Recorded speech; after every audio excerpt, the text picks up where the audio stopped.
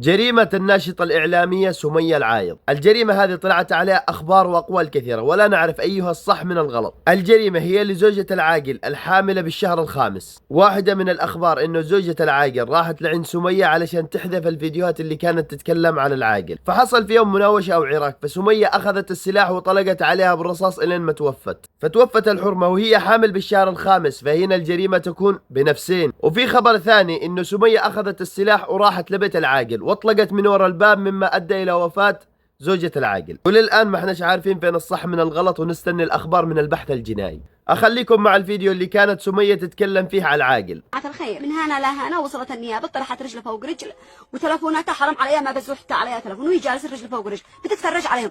قالت كيف تحركوا لي طقوم وتحركوا لي شرطه النسائيه، ليش ما اتصلتوا لي اتصال وانا اجي؟ هي هذه كانت اللعبه من الاساس اللي يفعلها العاقل. ولو تقراوا المحاضر حقها والاوراق الذي كان ينزل على اساس يديلها الاحضارات، ما كان يقول انت قلنا وما بحدي، انت قلنا وما بحدي، شيء طبيعي تنتقل وما بحدي. المريض راقده انت بدي تنتقل العشي، ما تجي العشي تفعل تجي دفيها بالبطانيه. شوف الحقاره، شوف التفاهه.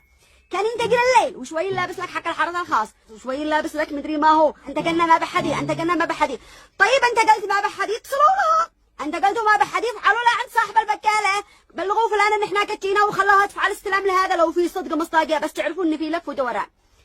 الاحقر من هذا النيابه اطلعت على المحاضر، ابصرت شهاده الشهود مش صحيحه، مش في ثابره، وهذا الذي يشهد هو غريب.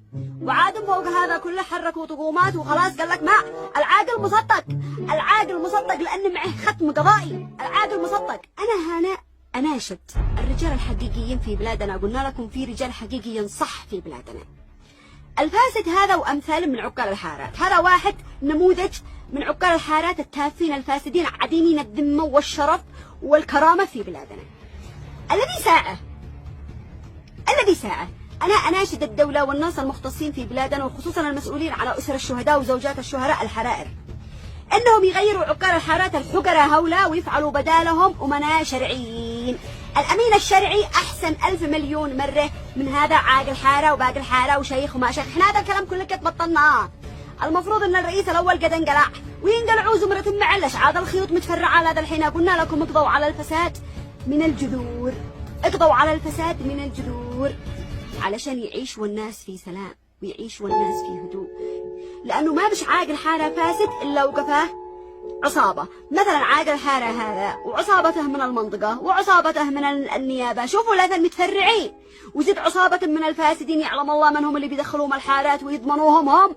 وقال لك بضمانه عاقل حاره. العاقل هذا نفسه يدور له ضمير، العاقل هذا